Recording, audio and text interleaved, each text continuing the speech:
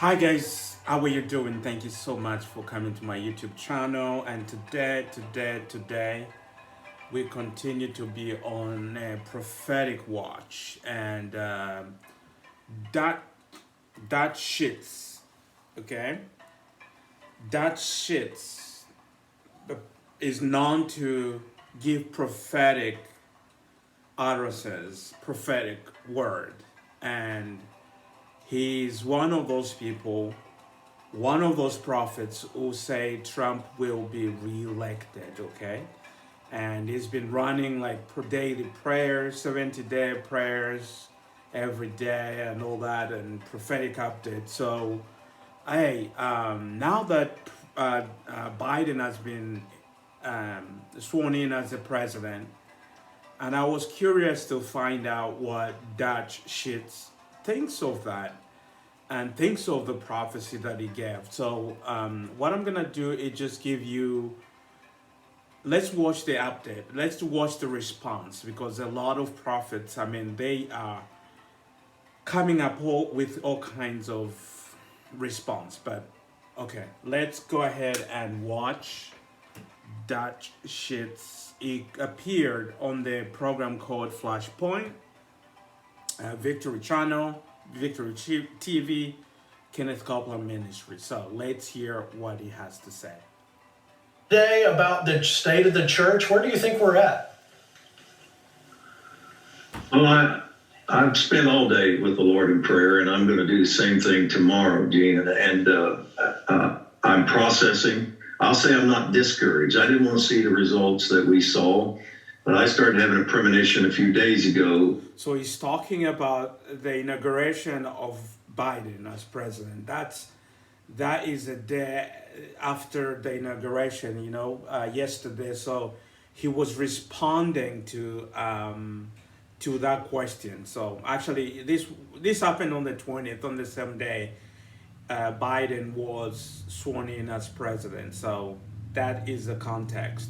That this was going to go to the inauguration and that God would work after that to change things. And had a drink. So you hear what now he's saying that, hey, I said actually that it's going to go to the inauguration. Then after that, God will change it, will change the result. So somehow Biden will be removed and Trump will be installed. And he even talked about receiving a dream, a confirmation. Let's hear. Sent to me that confirmed this. I want to reiterate or echo what has already been said. I don't believe this is over. God is using our prayers to uproot a lot of things in this nation. He's using our prayers to set the stage to do things in our nation that we've been asking him to do. All of our prayers stored up in those bowls in heaven, and nothing is wasted. And I also want to say this. Some people worry, did we make a mistake or did we do this wrong? Did we do that wrong? Is asking a good question because that's where a lot of people now are, especially who have followed these prophets and have held on to the false prophecy that Trump will be president for 2 years, for 4 more years, okay? So he's asking that question that a lot of people are, and he has the answer. First significant assignment that God sent me to Washington, D.C. to do. It was a prayer, it was a decree over the nation, the city.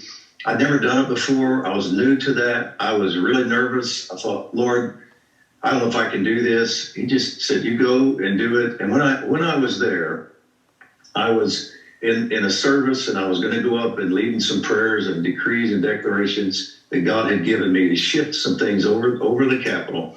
And I remember during the worship saying, my stomach was in knots, and I just said, God, I'm going to try my best not to mess this up.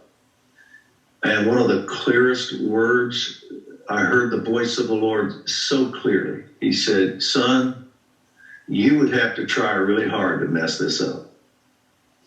You just get up there and do your best. Did you hear? He heard the voice of God so clearly that you don't mess this up. And say what I've given you, the best, you know how to do it, and I'm going to do what I said I'm going to do. And so I want to say to people, So God said Trump will be reelected, and I'm gonna do what I said I'm gonna do. That's God speaking, which obviously God didn't speak. we don't have to pray perfectly. We're not trying to talk God into this. We're being. That is exactly what you are doing. You are trying to talk God. I mean, how many times I made several videos here.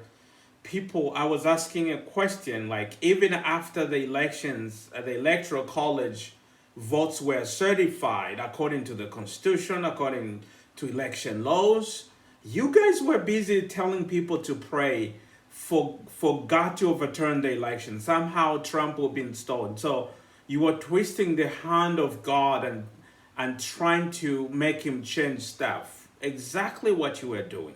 Used by God. He wants to do this. He doesn't need perfection from the church in order to do these things. We are involved in decreeing, praying, asking for what he wants to do. And this thing's not over. God is he's going to expose evil. He's going to expose corruption.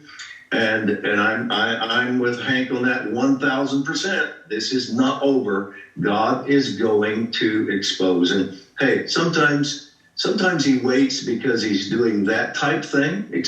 So now they're moving to this idea. He's gonna expose corruption. In fact, if you watch the entire program, they were saying like, he said, God has answered the prayer. The prophets were not wrong. Stand with the prophets because corruption has been exposed. But the main thing about this prophecy was Trump will be installed as president for the second time, and they are moving a little bit away, but they're still saying it's gonna happen this year. So I'm not sure how Trump is gonna somehow come back this year and be president, because we're not having elections. If something happened to Joe Biden, he can't perform the duty. The vice president doesn't.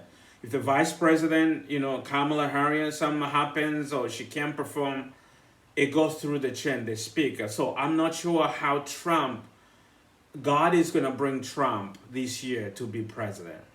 He wants to expose more. Sometimes he just waits because he just knows there's a timing, and he's going to show us things and do things that will be even more miraculous, like with Lazarus. He said, I'm just going to wait a few more days. I'm going to wait till he's really dead. I don't know how long you have to be dead to be really dead.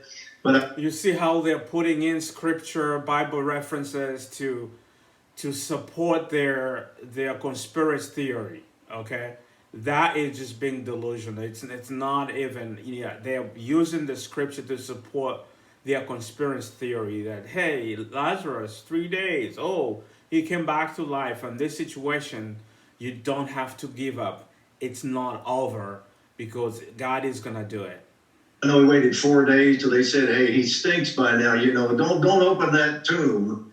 But Jesus waited, and he wasn't intimidated. He said, didn't I tell you, if you believe, you're going to see the glory of God? And I think that's where we are. My message to people is do not give up.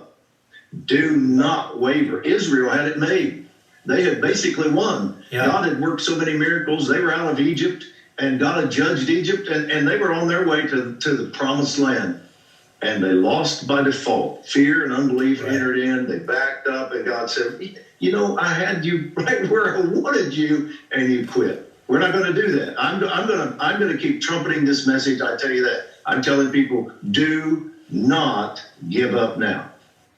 Do not give up now.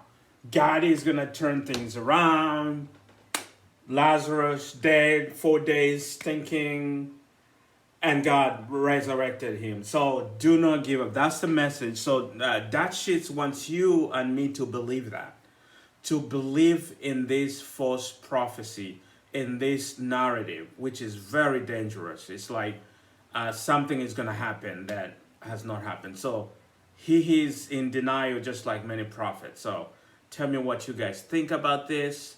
It's really sad where we are in Christianity and what's happening, especially to the leaders, to the prophets in the age of Trump. I'll keep on saying it. So you guys, let's have a conversation online. So make sure you leave a comment for me. All right. Thank you so much.